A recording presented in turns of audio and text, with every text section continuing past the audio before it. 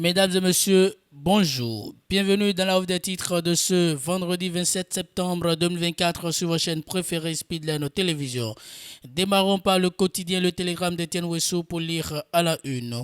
Olivier Bokor et l'ex-ministre Omeki accusés de préparer un coup d'État contre Patrice Talon. Voici pourquoi le commandant de la garde républicaine n'est pas détenu. NCA Bank Côte d'Ivoire réagit et parle plutôt de 55 millions de francs CFA.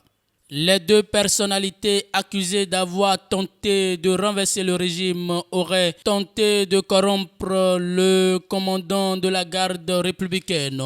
Selon les informations communiquées ce mercredi par le procureur spécial près la Cour de répression des infractions économiques et du terrorisme CRIET, Mario Metonou, un compte bancaire avait été ouvert au nom du commandant à la NCA Bank Côte d'Ivoire avec un solde initial de 105 millions de francs CFA. Par la suite, une somme d'1,5 milliard de francs CFA mobilisée par Olivier Bokor aurait été remise en espèces par Oswald Omeki. C'est lors de la remise de cette somme que la brigade criminelle a procédé à l'arrestation de l'ancien ministre Oswald Omeki ainsi que du commandant de la garde républicaine, a précisé Mario Metonou. Cependant, de nouvelles informations indiquent que le commandant Dieudonné Tévoé-Guillet n'est pas en détention. En réalité, il aurait fait échouer le complot en restant fidèle à la République.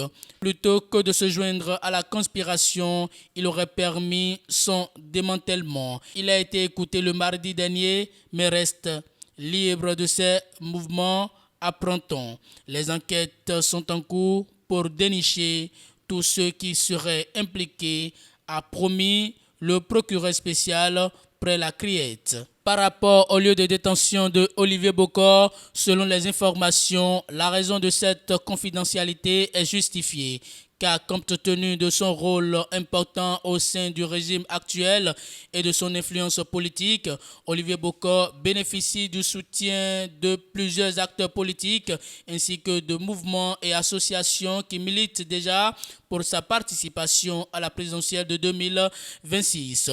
Pour éviter d'éventuels rassemblements populaires à la brigade criminelle où il aurait pu être détenu, comme c'est le cas de l'ancien ministre Oswald Omeki, il a été décidé de le garder dans un lieu secret.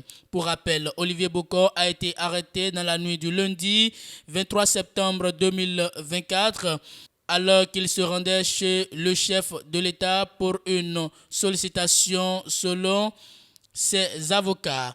Le même soir, l'ancien ministre des Sports a été arrêté à son domicile aux alentours de 2 heures du matin en compagnie d'un officier supérieur de l'armée. Tous deux sont poursuivis pour atteinte à la sûreté de l'État selon les informations judiciaires.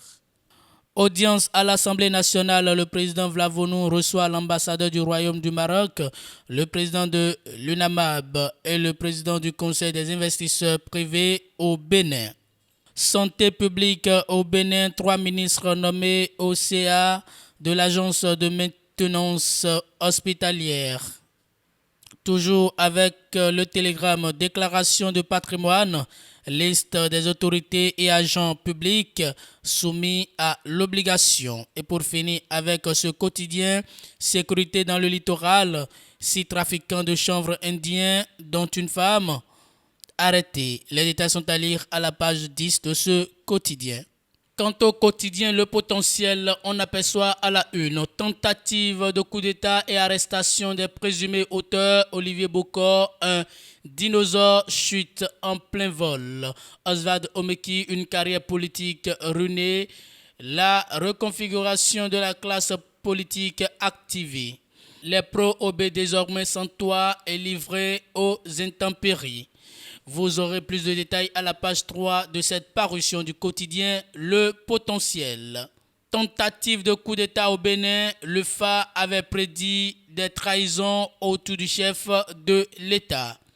Ministère de l'économie et des finances, les informaticiens en retraite sur l'intelligence artificielle.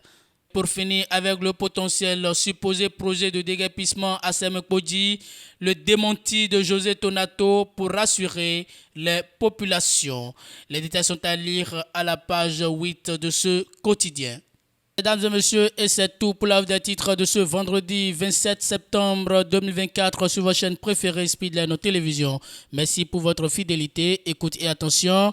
Passez une très bonne journée.